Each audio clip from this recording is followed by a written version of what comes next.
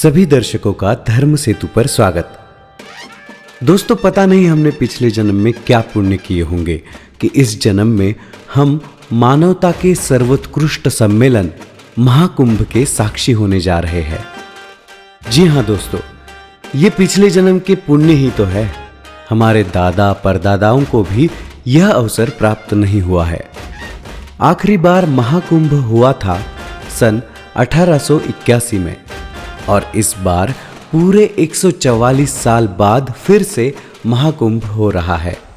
ऐसे स्वर्ण अवसर को हमें जाया नहीं करना चाहिए। जीवन के परम चैतन्य का साक्षात्कार पाने का यही एक अवसर है। हम सभी को इसका साक्षी जरूर बनना चाहिए। आपकी महाकुंभ की यात्रा आसान हो, इसलिए आज हम लेकर आए हैं ये वीडियो, जिसमें हम हमारे महाकुंभ की यात्रा के अनुभव से आपको उपयुक्त हो ऐसी सभी जानकारी देंगे और वीडियो के अंत में आपको 10 ऐसी टिप्स देंगे जो आपको कहीं भी और नहीं मिलेगी। इसलिए वीडियो के अंत तक बने रहिए। महाकुंभ तथा सनातन धर्म के बारे में ऐसी ही वीडियोस देखने के लिए धर्म सेतु को सब्सक्राइब कीजिए। दोस्तों, वीडियो को क्रिस्प रखने के लिए हमने आगे वीडियो के 4 भाग किए हैं: जानकारी, अच्छी बातें, कठिन बातें, टिप्स। जानकारी। महाकुंभ क्षेत्र प्रयागराज में हवाई, रेल या बाय रोड पहुंचा जा सकता है। हालांकि अगर आप निजी वाहन से आते हैं तो आपको पार्किंग संगम क्षेत्र से दूर मिलेगी और यहां पर कोहरा बहुत अधिक हो सकता है, जिससे विजिबिलिटी कम हो सकती है। रहने के लिए कई सारे रैन बसेरा बनाए गए हैं, जहां पर आपको एक बेड, कंबल, मोबाइल चार्जिंग की सुविधा प्रति व्यक्ति मात्र 100 रुपए प्रतिदिन या शाही स्नान की तिथियों पर 200 रुपए प्रतिदिन के शुल्क में मिल जाएगी। एक रैन बसेरा में करीब 1000 लोग रह सकते हैं। संगम के नजदीक जो रैन बसेरा है वहां पर रहने की जगह मिलने की संभावना कम है, मगर थोड़ा दूर जाने पर जगह मिल सकती है। इसके अलावा आप टेंट्स में रह सकते हैं, जहां आपको 8000 रुपए प्रतिदिन से ज्यादा देना पड़ सकता है। कई घरों में आप पेइंग गेस्ट बनकर जा सकते हैं, जहां आपको 1500 रुपए से आगे प्रतिदिन देना पड़ेगा। महाकुंभ में टेंट या रूम बुकिंग के लिए केवल ऑफिशियल साइट्स का ही उपयोग कीजिए। बहुत सी फर्जी वेबसाइट्स बनी हुई है, जिसे बचे रहिए। किसी को भी एडवांस पेमेंट मत कीजिए और हो सके तो यहां पर खुद आकर रूम देखकर फिर कंफर्म कीजिए। महाकुंभ में स्नान करने के लिए सबसे योग्य जगह है संगम क्षेत्र की वो जगह जहां सारे साधु संत स्नान करते हैं। अगर आप शाही स्नान की तिथियों पर आते हैं तो यहीं पर सारे संत नागा साधु स्नान करते हुए पा सकते हैं। इस जगह पर आखाड़ों को शाही स्नान करने के लिए एक रास्ता बनाया गया है, जिसे दोनों ओर से लकड़ियों की रेलिंग से बंद किया गया है। इसी रास्ते से आप इस जगह की पहचान कर सकते हैं और यहीं पर टावर नंबर 1 बनाया गया है। स्नान के लिए आप नाव से संगम भी जा सकते हैं, जिसके लिए आपको 1000 से 2000 रुपए देने पड़ेंगे, पर इसमें धोखाधड़ी की संभावना है।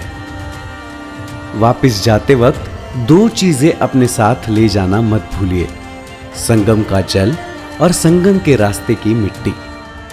जल इसलिए कि जो आपके अपने लोग यहां पर आकर इस दिव्य अनुभूति के साक्षी नहीं बन सके, वो इस जल को अपने स्नान के जल में मिलाकर एक असीम चेतना की अनुभूति का अंश पा सके।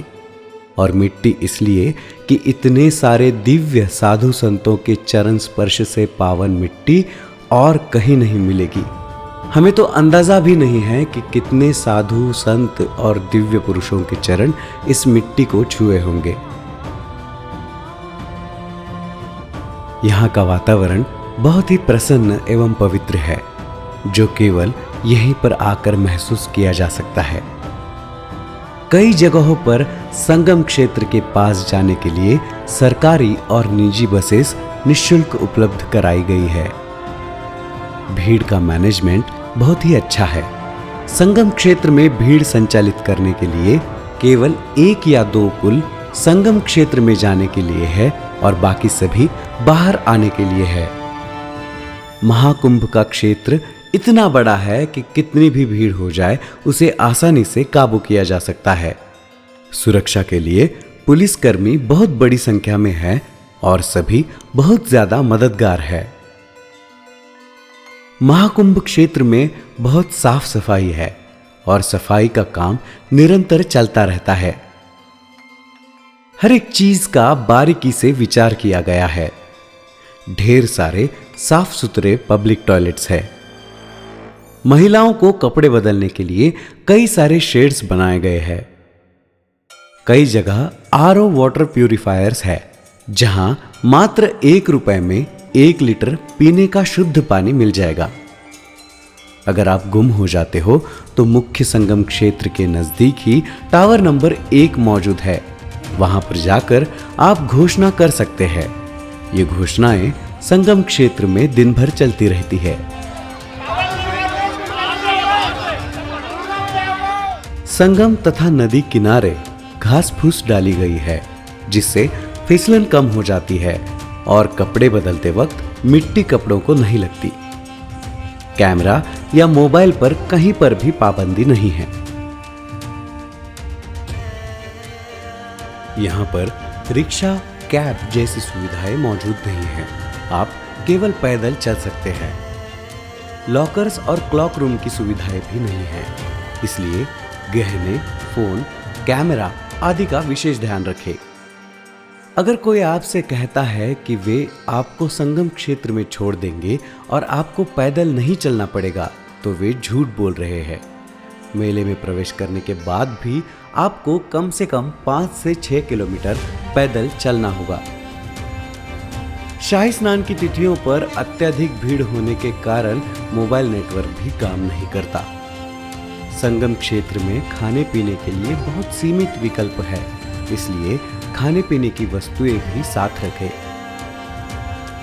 जैसा कि हमने कहा था, ये रही आपके लिए टिप्स।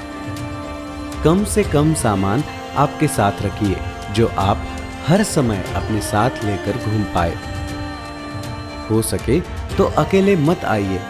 यदि कोई साथ ना हो तो एक वाटरप्रूफ कैरी बैग साथ रखें जिससे आप अपना सामान लेकर पानी में उतर सके। अगर आप ग्रुप में जाते हैं तो मेले में पहुंचने से पहले अपने समूह के लिए कुछ पहचान योग्य मार्कर ले जाना सुनिश्चित करें, जैसे एक ही रंग की टोपी, झंडा या दूर से आसानी से दिखाई देने वाली कोई चीज। ग्रुप के सभी सदस्यों के पास अन्य सदस्यों के फोन नंबर की एक लिस्ट की पर्ची बना कर रखें, जिससे यदि आप गुम हो जाते हैं या आपका फोन गुम हो जाता है तो आप अपने ग्रुप को आसानी से ढूंढ पाए। यदि कोई समस्या आती है तो पुलिस से दिशा निर्देश मांगे या महाकुंभ के टोल फ्री हेल्पलाइन नंबर 1920 को कॉल करें। यदि आप गलत मोड़ लेते हैं तो यह आपके चलने में 1 से 2 किलोमीटर अतिरिक्त जोड़ देगा। संगम का पानी बेहद ठंडा है और मौसम भी काफी ठंडा हो सकता है, इसलिए रात के लिए गर्म कपड़े अवश्य लाएं। अनुमान है कि यात्रा का सबसे कम भीड़ वाला समय 5 से 10 फरवरी के बीच और 14 से 24 फरवरी के बीच होगा। इसके अतिरिक्त संगम क्षेत्र में शाम 7 बजे से सुबह 4 बजे तक भीड़ कम होती है। आरामदायक जूते और कपड़े पहने जिससे आप लंबी दूरी तक चल सके। निकटतम स्टेशन प्रयागराज संगम है, लेकिन भीड़ के कारण शाही स्नान के 1-2 दिन पहले और बाद में इसे बंद रखा जाएगा। अगर आप रेलवे से यात्रा करना चाहते हैं तो ध्यान दीजिए, यहाँ पर एक जैसे नाम वाले कई स्टेशंस हैं, जैसे कि प्रयागराज जंक्शन, प्रयाग जंक्शन, प्रयागराज संगम, प्रयागराज चिवकी। आप अपना स्टेशन ध्यानपूर्वक चुनिए। अगर आप बहुत दूर से प्रयागराज आ रहे हैं तो साथ में ही वाराणसी और अयोध्या की योजना बना सकते हैं। यहाँ से अयोध्या बाय रोड 170 किलोमीटर और वाराणसी लगभग 130 किलोमीटर है। यदि आप महाकुंभ के बारे में कोई अन्य जानकारी चाहते हैं तो कमेंट्स में हमें जरूर बताइए। हम जितनी हो सके जरूर मदद करेंगे। आशा करते हैं कि आपकी महाकुंभ की यात्रा अविस्मरणीय हो। ऐसी ही जानकारी युक्त वीडियोस के लिए धर्म सेतु को सब्सक्राइब करना न भूलिए। धन्यवाद।